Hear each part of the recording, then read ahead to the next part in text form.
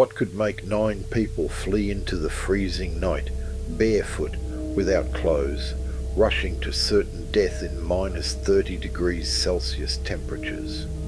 What could have been so terrifying that it made them abandon all survival instincts and throw themselves desperately into the darkness of the frozen forest? This is the mystery of Dyatlov Pass, an event that for over 60 years has defied logical explanations and fueled disturbing theories. The last expedition. In January 1959, 9 young people, experienced mountaineers and students from the Ural Polytechnic Institute, set out on an expedition to the remote, frozen Ural Mountains in the Soviet Union. Their final destination, the summit of a mountain with a chilling name, Ototen, which in the language of the Mansi people means Mountain of the Dead, but they never made it. On January 25th, the group arrived in the isolated town of Ivdel in the Sverdlovsk Oblast region. From there they took a truck to Vijhai, the last settlement before the vast, frozen wilderness. From that point on, there was no more contact with civilization, just them, the biting cold, and a treacherous path into the unknown. The first few days went as expected.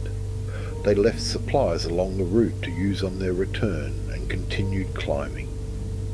But on February 1st, everything changed. A storm engulfed them, and visibility dropped drastically. Lost in the snow, they unknowingly strayed from their planned route. When they realized it, they decided to set up camp right there, in a sinister place, the eastern slope of Kolotsiakl, a mountain whose name, ironically, means Mountain of Death. That was the last place they were seen alive. The mystery begins. The expedition leader, Igor Dyatlov, was supposed to send a message to the mountaineering club confirming the group's return around February 12th, but the message never arrived. Days passed with no news. The silence became unbearable, and when families pressured the authorities, the search began. What rescuers found on February 26, 1959, marked the beginning of one of history's greatest enigmas. The camp was abandoned, the tents ripped open from the inside, footprints leading toward the forest, but the bodies, they were scattered in different locations, buried in the snow, and the details, they defied any rational explanation. What happened that night? Whatever happened, it happened fast. The merciless blizzard muffled any screams they may have made, and when morning came, the camp was deserted. No sign of life, just a heavy silence and a trail of footprints leading into the dark forest. They were running from something. But what? The first clue that something terrible had occurred came on the morning of February 26th, when the rescue team followed the footprints to a towering cedar tree. It was there, beneath its branches, that they found the first 2 bodies. They were barefoot, wearing only light clothing, as if they had fled in a panic with no time to protect themselves from the freezing cold. Yuri Doroshenko, 21 years old. His body had an abnormal coloration, somewhere between brown and purple. There was dried blood on his face, covering his nose, lips, and ears. His arms and legs were covered in bruises.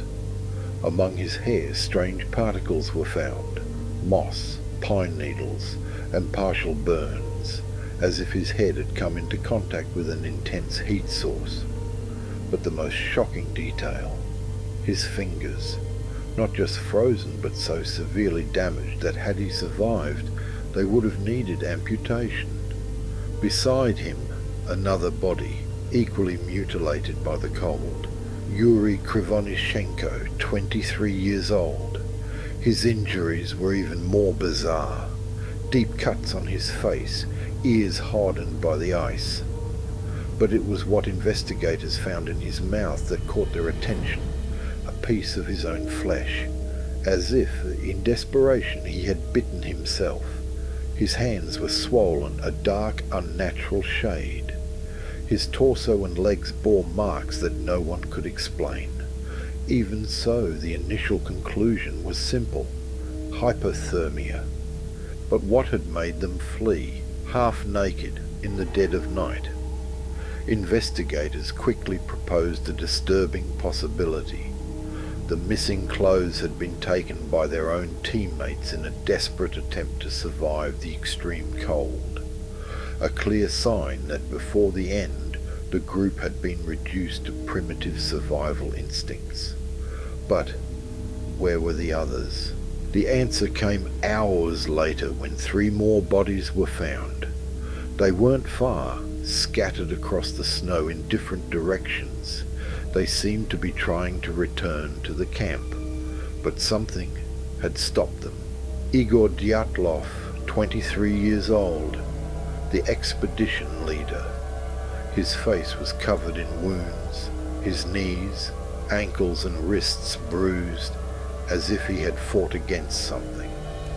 The joints in his hands were oddly damaged, as if he had punched something or someone. Rustam Slobodin, 23 years old. His injuries were even more violent. His nose showed signs of internal bleeding, deep bruises on his shin and forearm, a severe skull fracture, but no signs of a struggle, as if he had simply fallen.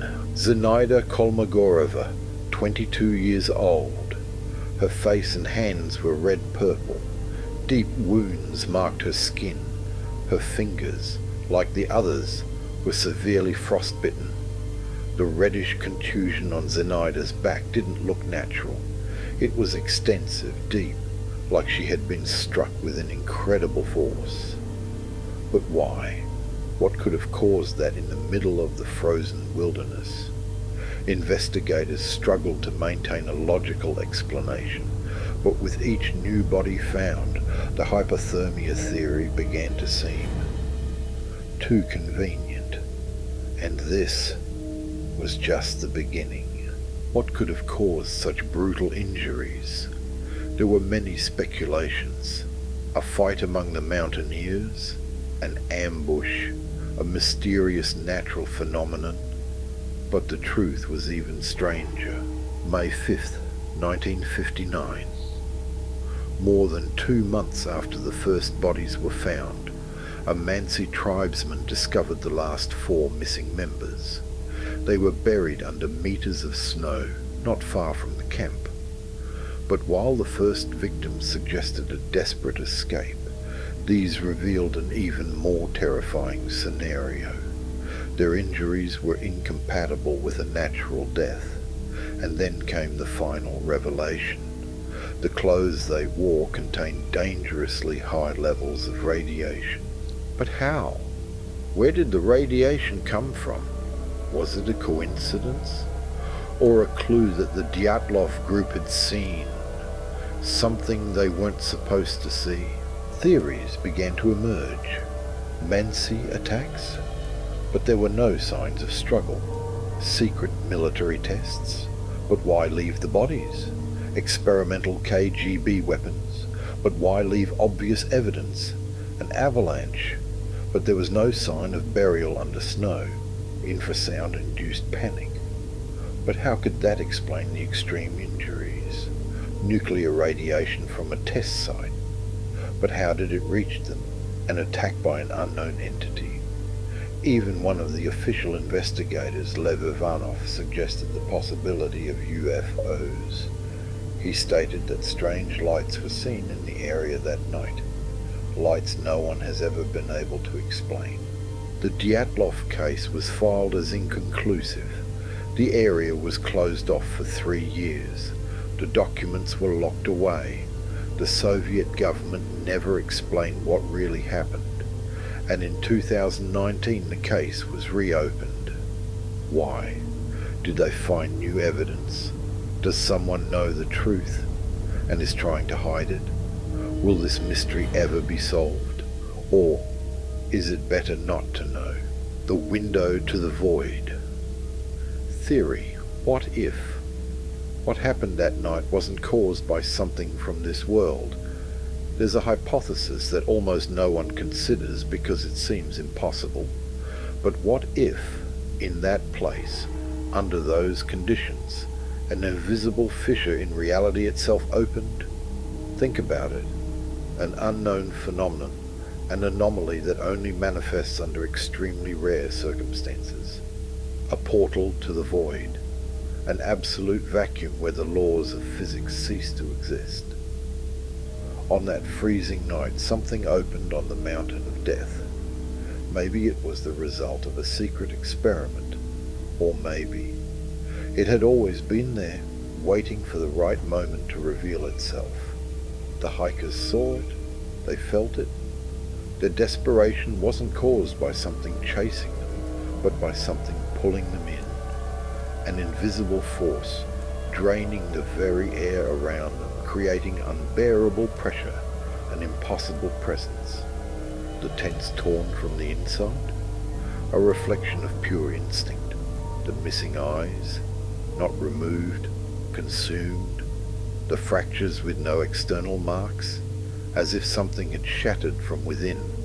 The radiation, traces of an event we were never meant to witness. And what if they weren't the first? And what if they weren't the last? The Soviet government sealed the files, not to cover up a crime, but because they knew. They knew there are places where reality unravels, where something stirs beyond the veil of the known world, and where from time to time a door opens.